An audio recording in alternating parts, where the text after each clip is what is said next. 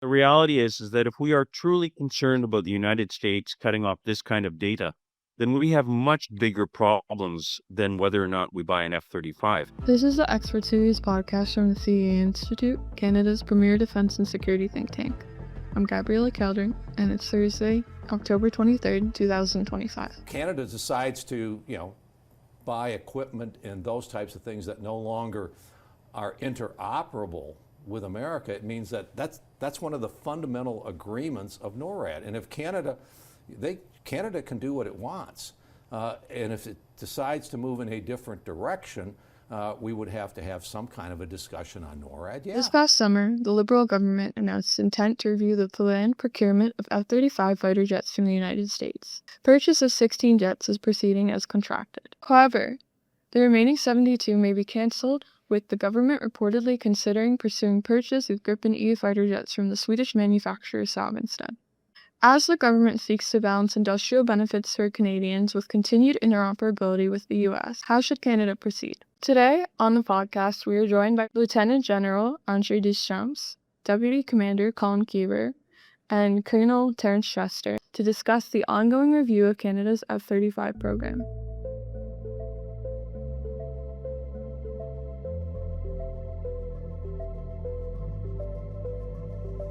Thank you so much for joining us for today's episode of the Expert Series. It's truly a pleasure to have you on. Oh, you're welcome. Nice to be here. Great to be here.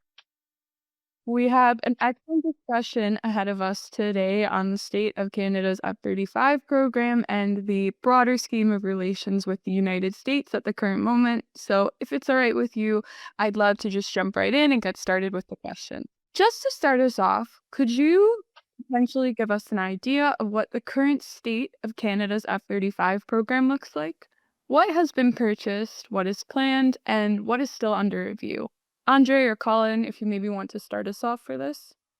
I'll give it a go and let Andre jump in. I think it's important to note that Canada has been a member. We became an original partner in the F-35 program in 1997. So this has been a long process here. And what that means is that now we're at a point where Canada has stated an intention to procure 88 F-35s, of which 16 are now formally under contract with the Joint Program Office. And this is a key distinction. This contract is not with Lockheed Martin. This contract is with the F-35 Joint Program Office, which manages the international program on behalf of all international partners, of which Canada is one. And then what happens is the Joint Program Office turns and contracts Lockheed Martin for tranches or blocks of airplanes. And we have committed to a tranche of 16 airplanes, which is the first 16 in the eventual buy, if government decides to buy, of 88 aircraft. And my understanding right now is that the review is, in light of current tensions and frustrations with the United States, the view that's ongoing is to determine whether or not procuring with that procurement or proceeding with that procurement is in the best interest of Canada. Andre? Yeah, I think also the F-35 program was different from the outset. So this is part of the reason it was so controversial and confusing to the general public, because we tend to use terms around the F-35 that are traditional competition-based terminology. So the word contract doesn't mean the same thing for the F-35 as it does for contracting for a Navy ship. There's no signing ceremonies with a fixed contract with fixed terms. We are part of a group of 9 or 8 countries now that were foundational of the F-35 program. And there's an MOU, Memorandum of Understanding, that stipulates how you buy F-35. There's an order form. You just fill out the form, attach a check to it, and you get F-35s. There's no contracts to be signed. We are part of an MOU.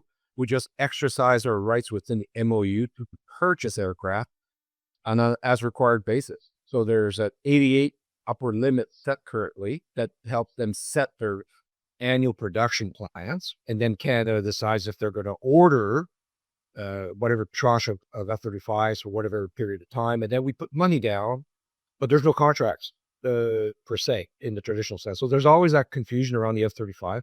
And that translates into the industrial benefit side, because typically traditional procurement is got a fixed term attached to it, fixed for a price.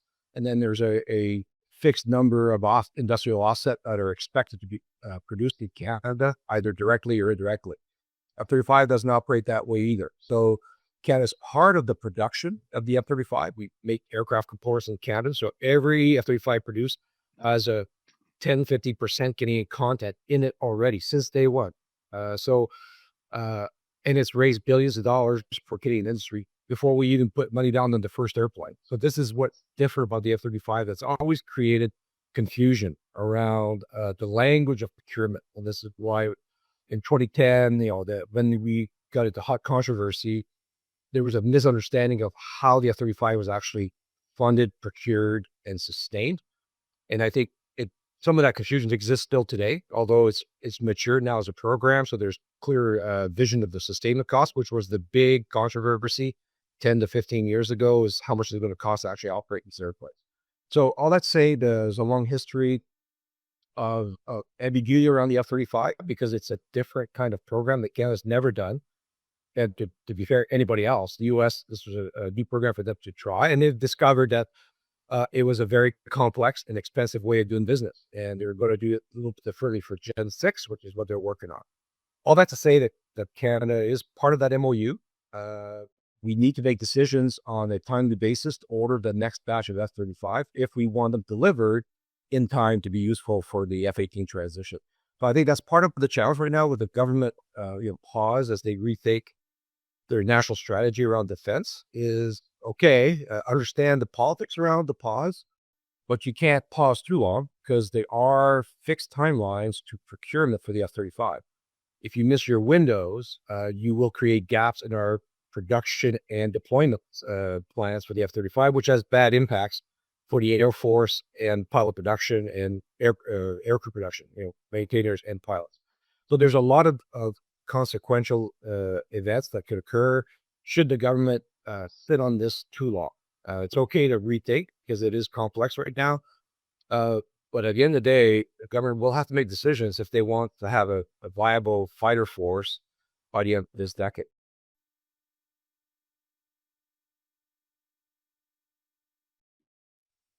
Aside from the politics around the pause, what other key factors may be motivating the current government's review of the deal?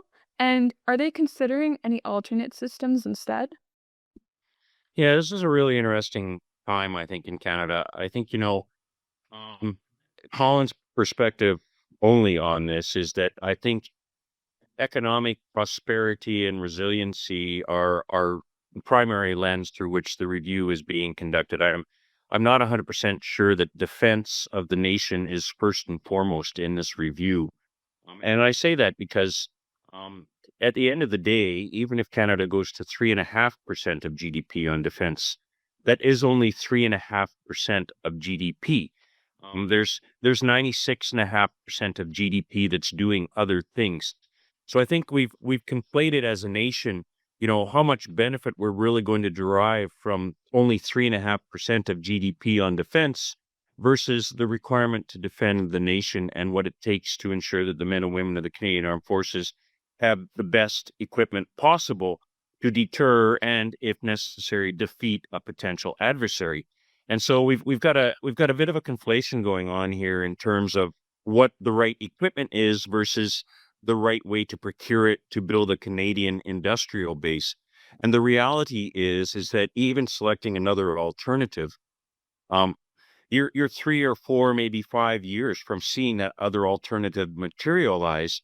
So again, if the government agrees that the times are changing and becoming less stable in the world, and it's only getting worse, that it would seem to me that there is a sense of urgency to this that needs to be brought into consideration. And if we're already on a procurement path for F-35s, which arguably is the best fighter aircraft in the world right now, then it would seem to me that any deviation from that path will make Canada less safe, not more safe. So I think we've kind of conflated economic interests with defense interests in this. And I'm hoping that at the end of the day, defense interests start to play a prominent, become a prominent consideration in this discussion.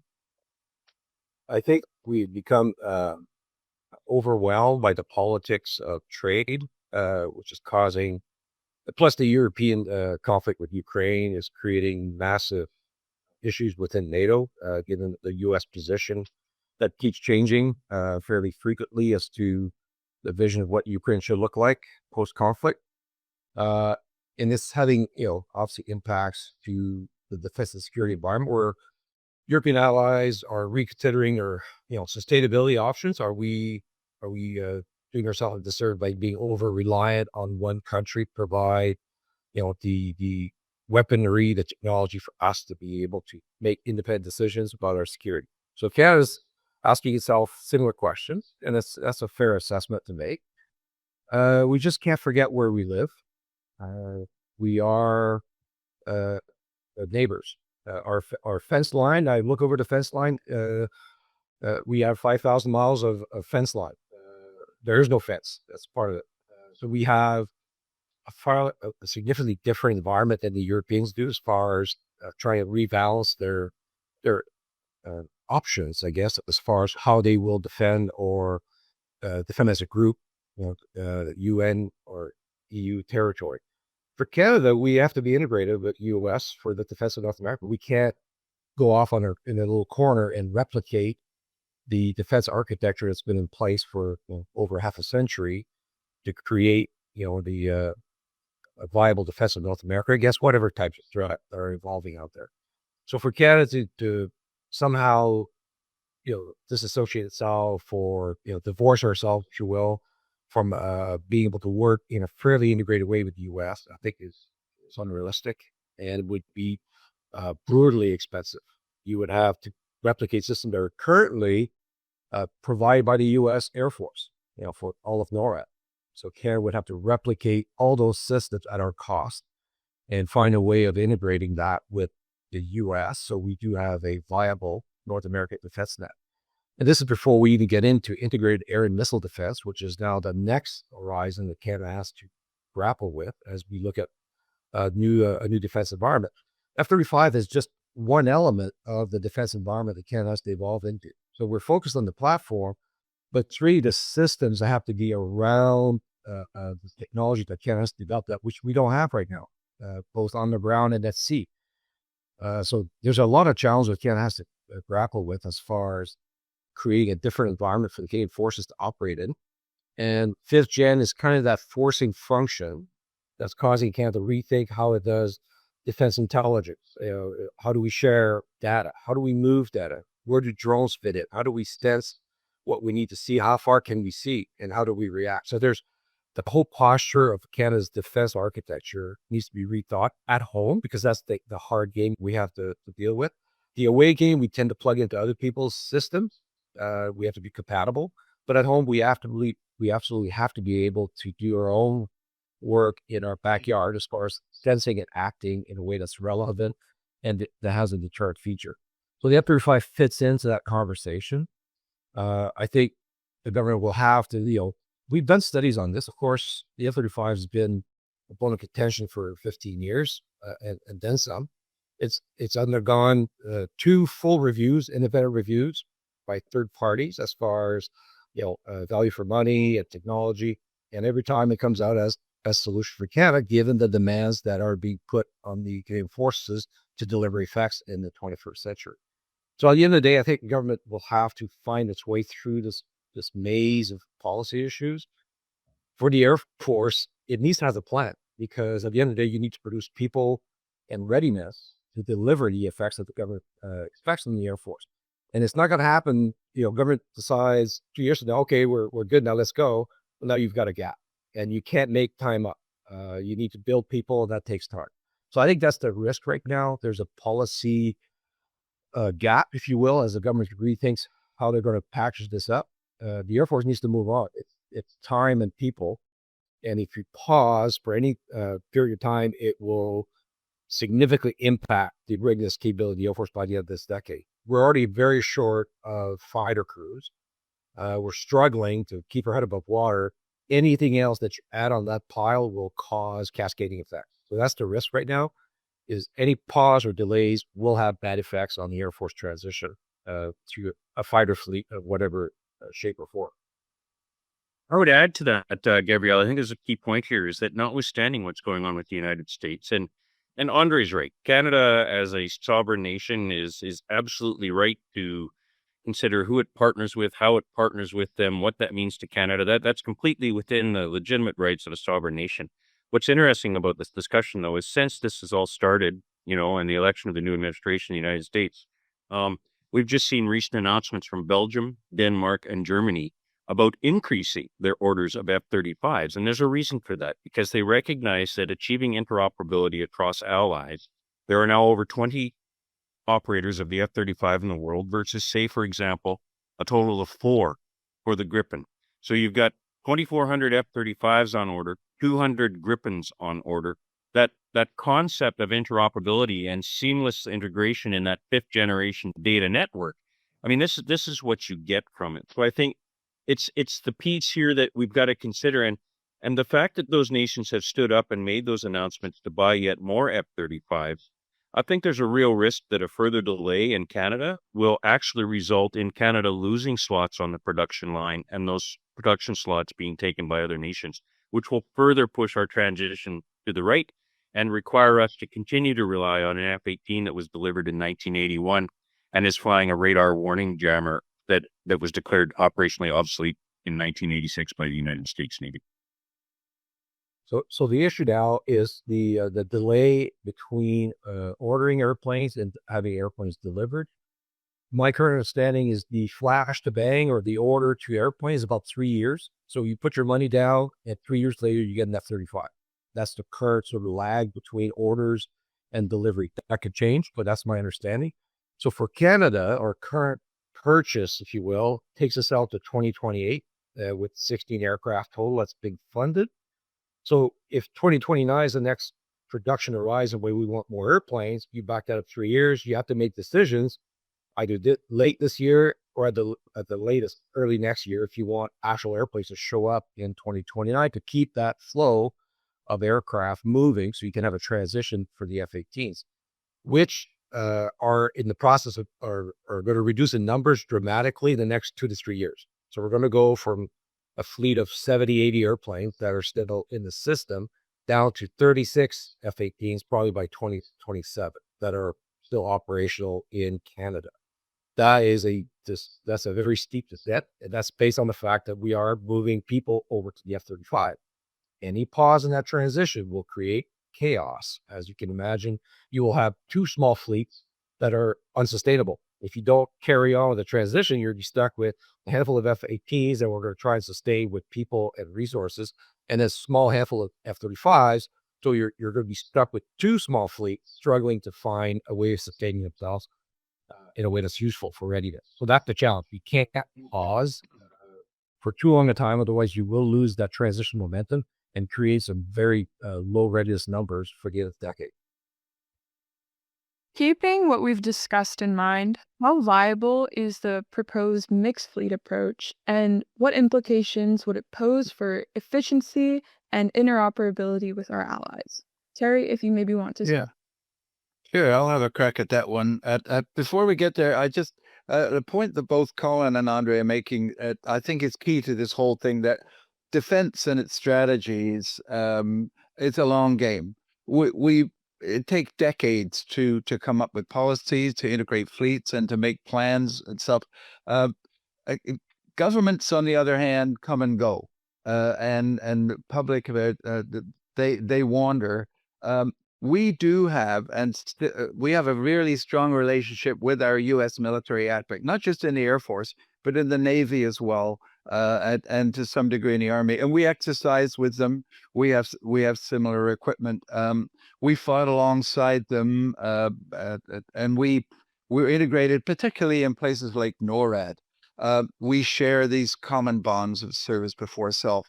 And so as our governments wander back and forth between should we go this way and this way, the defense always has to be, okay, we're the constant, we're the long-term planners, we know what we need, we know what we want, and we plan out this 10, as Andre said, 10, 20, sometimes 30 years in advance, because we have to get crews and stuff ready. Now, in terms of a mixed fleet concept, as Colin mentioned, the F-35 is an international franchise. There's over 3,000 of these aircraft globally, and going higher. In that process, we leverage some of Canada's high-tech manufacturing. A lot of these parts are built here. If we went to a mixed fleet, something like a Gripen E, it's a significantly smaller, it's almost a niche program. It limits your long-term supply opportunities and alliance integration. But in sustainment and employment stability, the F-35 offers us decades of predictable high-tech jobs. That's the key one in Canada, and infrastructure development. An orphaned Gripen fleet, for example, would be it would lack system longevity, the kind of predictability that I was just talking about in terms of long-term planning and markets. And then again, I think Andre mentioned it, alliance interoperability. If we operate the F-35, we're integrated with Five Eyes, NATO, NORAD, and other Western military systems. We're all aligned together. So if we chose a mixed fleet, it would diverge from that established ecosystem. And as Andre said, you've got two, not just the F-30, you've got the F-18, and now you've got the F-35, and now you've got another orphan fleet. You just cannot operate your systems in that way. That's what I think about mixed fleet. I would add an historical concept to this, which is fascinating. In the 60s and 70s, the Royal Canadian Air Force operated 3 different fighter fleets. And one of the key stated goals of the fighter aircraft replacement project back in the 70s was to consolidate away from 3 fighter fleets, because running and operating 3 separate fighter fleets, the 101s, the 104s, and the F-5s, was really complicated. It was really costly. It was not the way to go. And the whole premise of the F-18 acquisition was that Canada was going to go to a single multi-role, multi-capable fleet, which was the CF-18. So it's fascinating that here we are again, 40 years later, having this discussion yet again, when really, historically, we've already learned this lesson. We just need to choose whether or not we want to apply it. And I'll throw something out that's a little different here too with regards to mixed fleet. I think a mixed fleet is viable in the RCF context, but it's not the mixed fleet that anybody in this nation is talking about. I propose that the mixed fleet, if we're truly interested in delivering on, modern cutting edge military capability and saving costs, I think the true mixed fleet that the RCAF and Canada needs to consider is actually F-35s and collaborative combat aircraft, or uncrewed combat air vehicles, in the same way that our allies are doing, like the Australians, the Brits, the Americans. The ability to partner an uncrewed aircraft that operates with an F-35 and an airborne early warning aircraft as a sensor, as a weapons platform, all of those things at lower cost. It de-risks, to the humans in the loop while keeping humans on the loop. I think that's the right discussion that Canada needs to have with regards to a mixed fleet, because simply put, having some F-35s and a Gen 4.5 that is already largely operationally obsolete in the modern battle space, that's not the fighter fleet that Canada needs. Yeah, so I think Colin's point is bang on. Our problem in Canada is the ability to digest multiple decades of planning for development is almost impossible, given our need to have political outcomes every 4 years as far as new programs to show industrial offsets and so on. So it tends to spiral around the industry, job generation. And it stymies some of these discussions that we need to have for longer term. So clearly, everybody's going to be sort of an unmanned mixed fleet of optionally manned aircraft. So Gen 6, the next iteration of fighters. Some countries are looking at unmanned version or optionally manned, so they can choose whether or not to pilot for those specific missions, and or be partnered up with these unmanned platforms that can go into much higher risk environments and de-risk it for losing these very expensive platforms and the human resources attached to them. So I think Canada hasn't. I think the Air Force certainly is considering how that works, because we can see where our allies are going. we don't have a program right now to address that. That's part of our challenge. There's only the F-35 program. The government says 88. That's what we're marching towards. The question becomes, are we going to be able to mature that vision to now expand that horizon to maybe look at the all-up numbers to include those optionally, uncrewed aircraft. So we do have options when we get into very high-risk environments, and we can still cover that readiness footprint that we plan to do with 88 F-35. So I'm hoping there's a decision to carry on the F-35 in the immediate future so we can get on the production cycle and make sure there's a transition plan that doesn't fall apart. The issue is the end state. Is it still 88 F-35, or is there room for that conversation as far as we get into the 2030s? Should we be looking at those sort of optionally manned solutions to help de-risk the operational environment? You're going to be into Gen 6. Is Canada going to talk to other nations about partnering on Gen 6? Because again, if you don't get in 10, 20 years before you need it, well, at the end of the day, you don't get what you want. You get whatever's left on the table for you to look at in 20 years.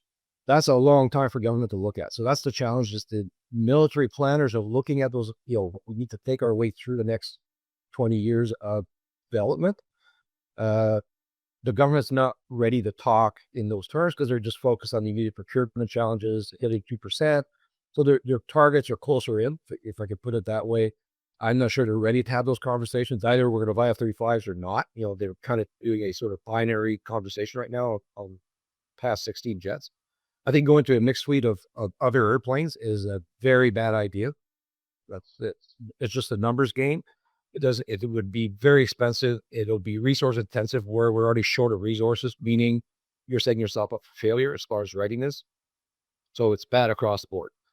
So as Colin puts it, the mixed fleet conversation is more about the unmanned system you could pair up, because that's where Gen 6 is going. And the current Gen 5 F-35 Block 4, which is Canada's eventually going to get as part of our buy, will have the options to have the F-35 run a whole bunch of other systems that are unmanned. Expanded memory, it's going to have massive radar. So the issue is managing that battle space more efficiently with the platforms you have. And Gen 6 is just going to take it to the next level, faster, longer range weapons, energy weapons. So it's really that next step up. But can at least get on step one, which is get into that 5th gen environment. And then we have the options of rethinking our way through this complexity. But we need to have a baseline stability for the transition for our fighter fleet. Otherwise, we won't have much to work with come in a decade. Given the F-35's deep integration with U.S. and NATO systems, how can Canada balance interoperability benefits with concerns over sovereignty, particularly regarding mission data and software control? Yeah, and this is another great question, and there's been a lot of discussion in the in the press and in the public sphere with regards to this concern about software, a kill switch, all of these things. First off, let's state unequivocally, there is no such thing as a kill switch. It does not exist. Okay, it cannot be done. The aircraft gets loaded with software. The pilot gets in it. They boot it up. They fire it up. They go flying. There is no means to somebody somewhere push a button and stop that airplane from flying. It just does not exist. And many of these issues have been recognized as things that nations need to have a role in. And this is why many years ago, Canada partnered with Australia and the UK to create the Australia-Canada-UK Integrated Reprogramming Lab in Eglin Air Force Base, Florida, right beside the United States Air Force Reprogramming Lab. So what that means is Canada, the UK, and Australia are literally sitting in a building in Florida right now, developing that software. And they will push it via the F-35 systems so that it is a Canadian software load that goes onto a Canadian jet. It is a British software load that goes onto a British jet, and an Australian software load that goes onto an Australian jet.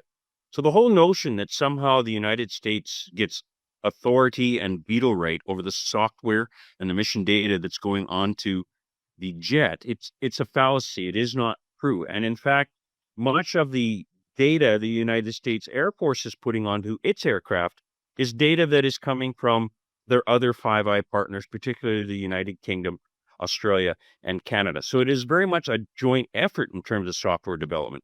And to the point we were talking about earlier, particularly as it relates to NORAD and integrated air and missile defense, The defining characteristic now in terms of integration and interoperability is your ability to integrate across the data sets. In other words, the ability of an F-35 to look at something, and by looking at its infrared signature, its radar signature, the entire spectrum, it is able to determine that it's whatever airplane, or it's whatever ship, or it's whatever truck. And the only way it can do that is by those allies playing together to share that data. And the United States cutting off our ability to share that data actually makes United States Air Force F-35s less capable as well. So it's a little bit of a red herring, if you will, to have this discussion. The mechanisms have been put in place. These are well-developed relationships in the background. And the reality is that if we are truly concerned about the United States cutting off this kind of data, then we have much bigger problems than whether or not we buy an F-35. For example, the global positioning system satellites on orbit that are controlled through the United States, they provide the precision navigation timing signal that runs the Canadian banking system and allows electronic funds transfers to happen. So if we're truly going to have this discussion about being independent and sovereign and resilient and all these things, then we have much bigger things to talk about than just F-35 data and software, Gabriella. Yeah, and just to pile on, we operate many other U.S. Technology fleets in the Air Force that are also part of a partnership for sustainment. Whether it's the C-17, the C-130Js, Chinooks. There's a sharing with a user group of lessons learned and, of course, data updates. So if we think the U.S. is going to become, difficult to work with, and they're going to limit our access to some of that technology, as Colin said, we have bigger problems. All our weapons are U.S. weapons that have technology embedded that cannot replicate overnight or with any other ally. So this is the issue. It's not just the platform, it's what goes with it that is critical for interoperability. So that's the bigger conversation. That's the whole point, right? So that's just And there is not another option available. Let's say mixed fleet, and let's say Gripen, which everyone seems to be talking about in terms of mixed fleet.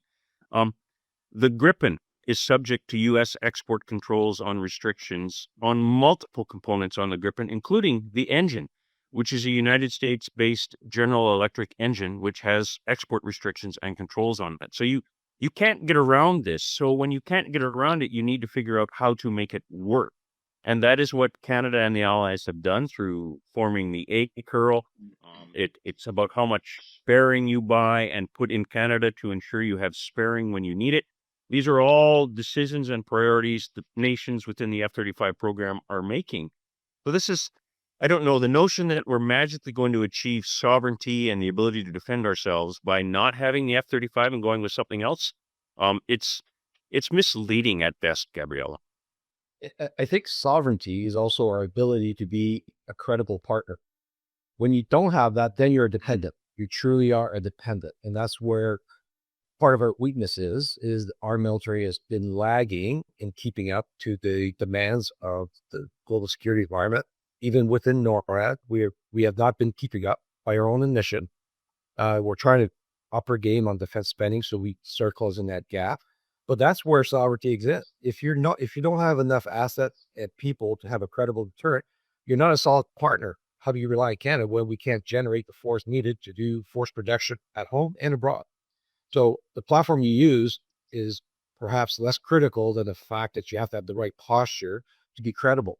And I think that's the first gap that Canada needs to close to show that Canada can be sovereign in the sense that we are a reliable partner to take care of our own deterrence and needs at home. And also, if we have to go abroad and be part of a coalition, we are also a reliable partner. So I think sovereignty lives in that deterrent space, and Canada needs to close the gap.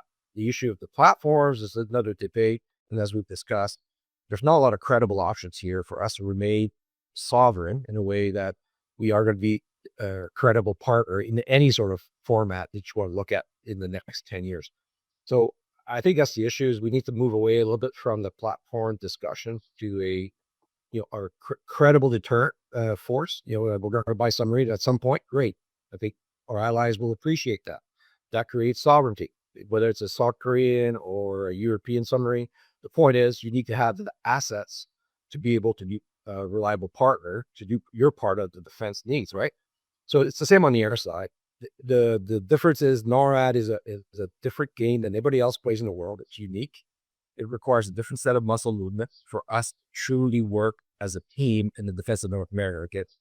Space-based threats, hypersonic threats, all the conventional stuff. So it's a very complex environment. It's massive airspace. The biggest airspace in the world has to be managed by the two countries. So to do this in some sort of silos makes no sense. It's not affordable. So Canada will have to come to grips to find a way of working through these current political speed bumps of the U.S. on the defense side. Economically, don't know where all things are going to go. Clearly, that's a big fight space. But on the defense side, we need to find a way of managing the defense portfolio without getting dragged into the other fight, which is the economic tariff fight.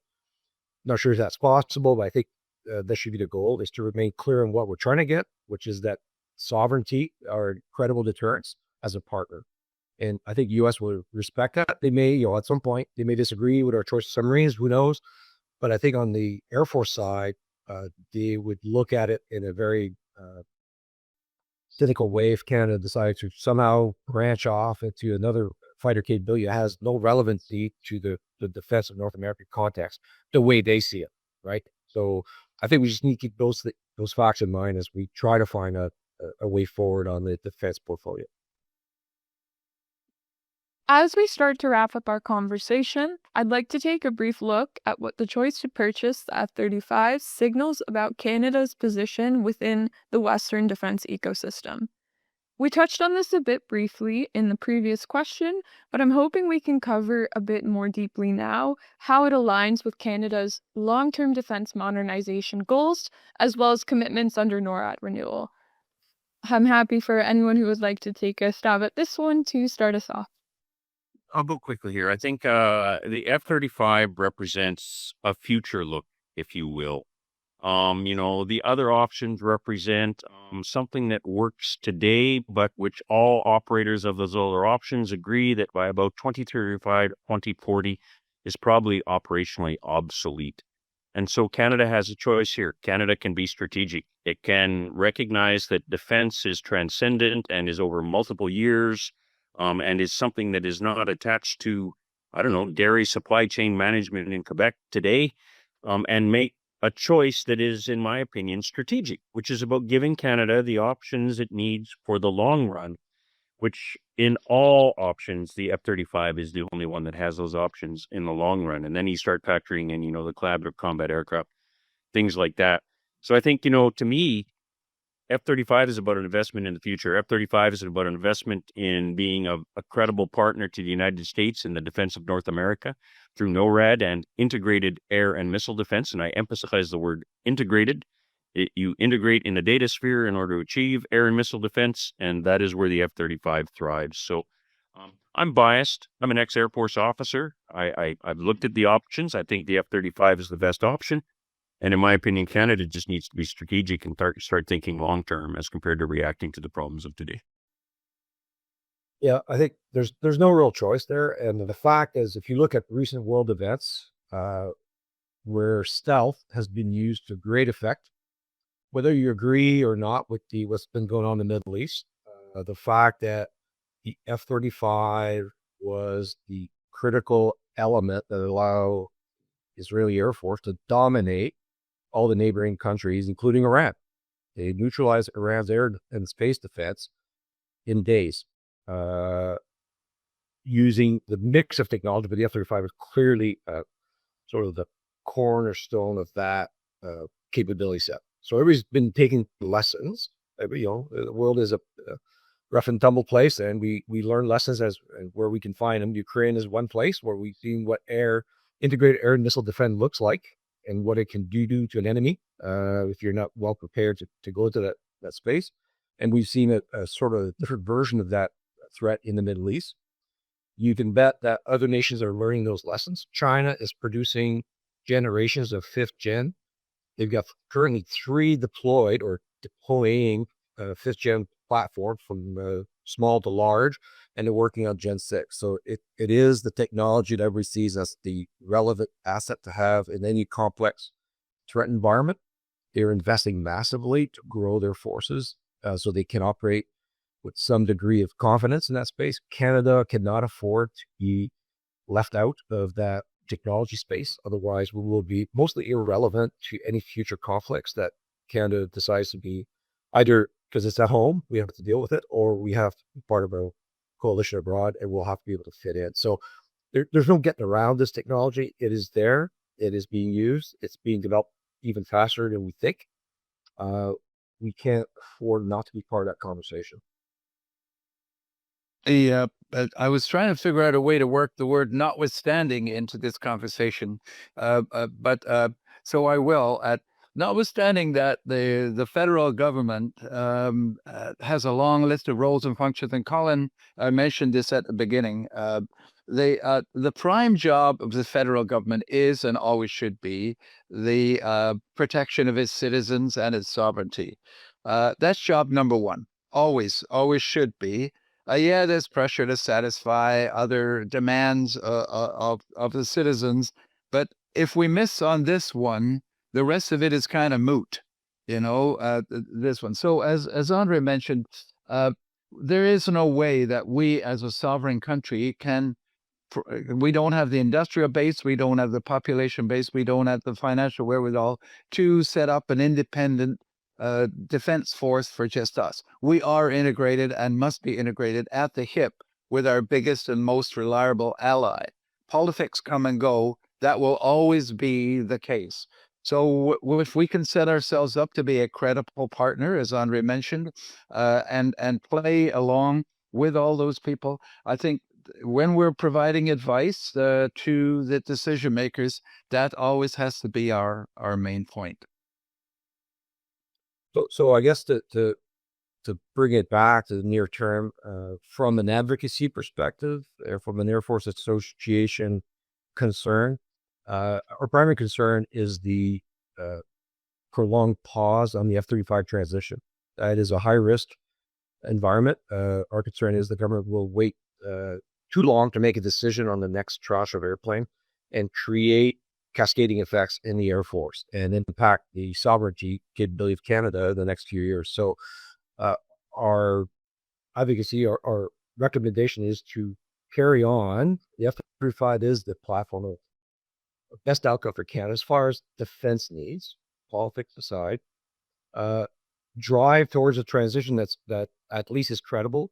Whether we get the 88 jets, that's a government and Air Force can have a conversation on that future mix of capabilities that might be preferable to a single fleet of F-35s in the numbers.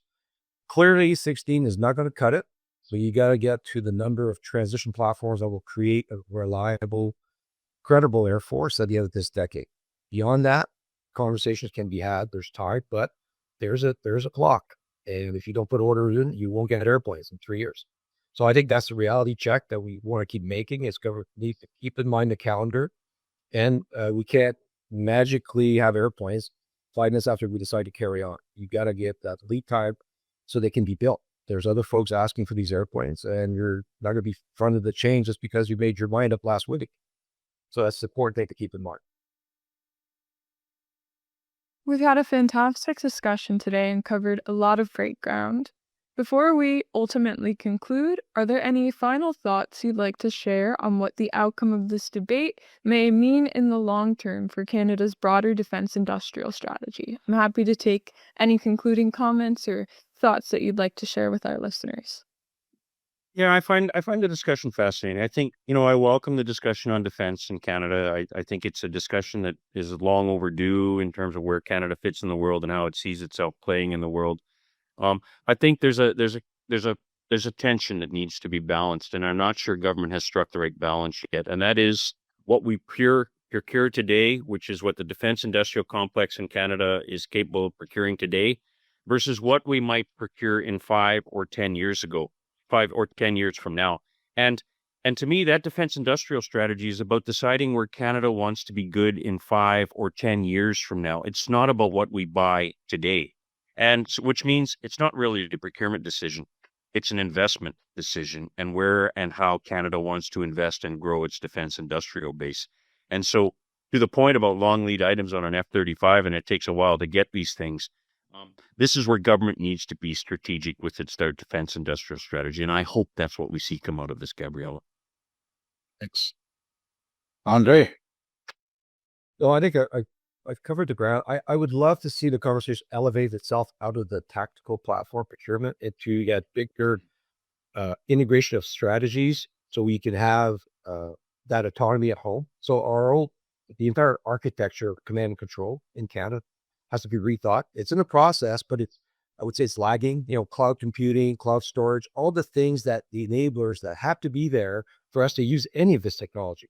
That's the challenge right now is some of these procurements are ahead of that groundwork that needs to be in place before, whether it's RPAS or P8s or F-35, they will bring a level of information that currently the system is not ready to cope with. So you got to build a house before you start adding rooms to it. So I would hope that conversation gets wider, faster, as opposed to keep going back that same file that's been problematic for 15 years because it is controversial. I'd love us to see focused away from that to the bigger strategy. It needs to be pushed hard on and invested on, both people and infrastructure and technology, so we can get that baseline solid. Then we can add stuff on like, the 5th gen stuff, the integrated air missile defense. So that's the conversation I'd love to see happen more frequently at that higher level, as opposed to these industrial conversations around a specific platform. Yeah, I think it's key that in terms of these companies that are out there, and there are a lot of Canadian companies that would love to get into this game, but they have shareholders, they have plans, they have people to hire, etc. And and when there's this level of uncertainty of which way are we going, are we going to make this decision? I don't think these folks are going to be ready to say, commit, okay, we're going to build a new factory, we're going to expand here, we're going to do that. There has to be some level of assurance that if they're going to invest their funds and time into expanding Canada's industrial capability, that the government is not going to turn around in 3 years and say, oh, we've changed our minds, we want to go this way. So it's that level of uncertainty that we need to get over to get this show on the road. Well, thank you all very much for your time today. It was truly a pleasure to have you on, and we hope to host you again very soon. Thank you for having me. And that's all for today's episode. If you want to learn more about the CDA Institute, follow us on social media, visit our website at cdainstitute.ca, or subscribe to our newsletter for the latest updates on Canadian defense and international security. If you have comments or feedback about what you heard in today's edition, email josh@cdainstitute.ca. I'm Gabriella. Until next time.